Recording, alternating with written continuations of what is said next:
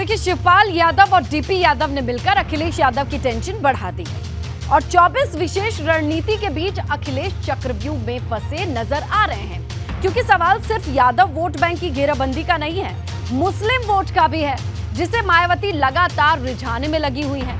तो ओवैसी जैसे नेता भी लाइन में खड़े हो रहे हैं और रही सही कसर उन दलों ने पूरी कर दी है जो 2022 में सपा के साथ थे, लेकिन अब वो अखिलेश यादव की मुश्किल को बढ़ा रहे हैं।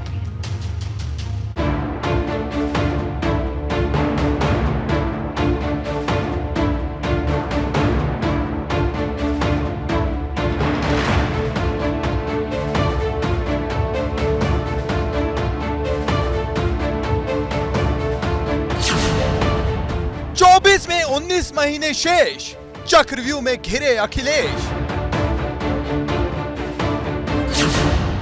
यूपी में सबसे बड़ी गोलबंदी, साइकिल की किलेबंदी।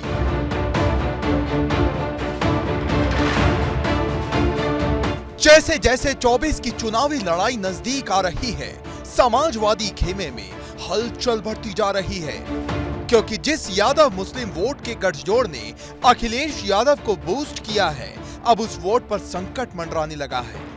क्योंकि यादव वोट को अपने पाले में लाने के लिए जहां शिवपाल यादव और डीपी यादव ने यदुकुल पुनर्जागरण को हथियार बनाया है, वहीं भाजपा घोसी और कमरिया यादवों के बीच के फर्क को बताकर 75% वाले घोसी यादवों को अपने पाले में लाने में लगी हुई है। जबकि मायावती लगातार मुस्लिम वोट को रिझाने में लगी है। मतलब जिस वोट बैंक के जरिए समाजवादी पार्टी यूपी में सरकार बनाती रही, अपनी ताकत का एहसास कराती रही, अब उसी वोट पर संकट मंडराने लगा है। या यूं कहें कि 24 की चुनावी लड़ाई से पहले अखिलेश यादव के हालात चक्रव्यूह में घिरते किसी योद्धा की तरह हो गए हैं। सपा अध्यक्ष अखिलेश यादव इस समय चौतरफा घिरे हुए नजर आ रहे हैं। एक तरफ भारतीय जनता पार्टी है तो दूसरी तरफ मायावती और ओवैसी मुस्लिम वोट बैंक पर ताक लगाए बैठे हैं। इतना ही नहीं, भारतीय जनता पार्टी और शिवपाल यादव वोट बैंक पर भी निगाहें लगाए हुए हैं और उसे अपनी तरफ खींचने की कोशिशों में है। साफ जाहिर है कि पहले से ही तमाम चुनौतियों का सामना कर रहे अखिलेश यादव की मुश्किलें और बढ़ती हुई दिख रही हैं।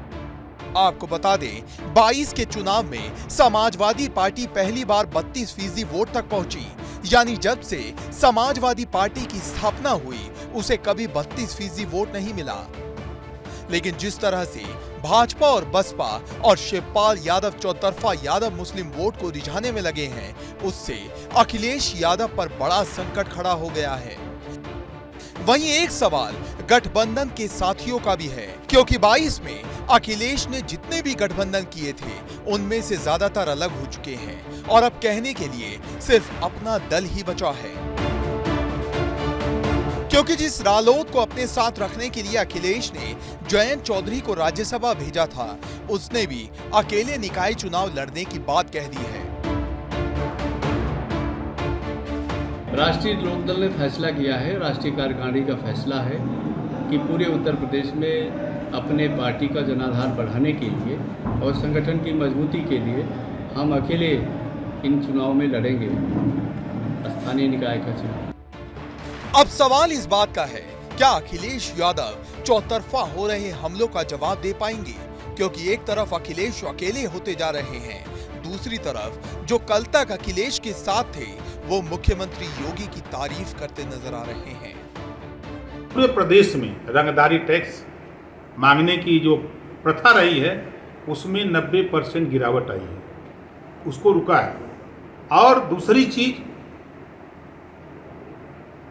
योगी जी ईमानदार हैं, कोई शक नहीं, मेहनती हैं, लेकिन अधिकारी जो है कुछ ऐसे हैं जो योजना बन रही है उसको धरातल पर फेल कर दे रहे हैं। अब सवाल इस बात का है, क्या अखिलेश यादव अपनी और अपनी पार्टी की दशा बदल पाएंगे? क्या वो साइकिल को नई रफ्तार दे पाएंगे?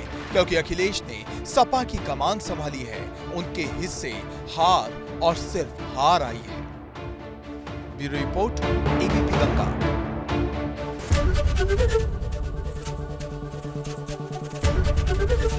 एबीपी गंगा, खबर आपकी, जुबान आपकी।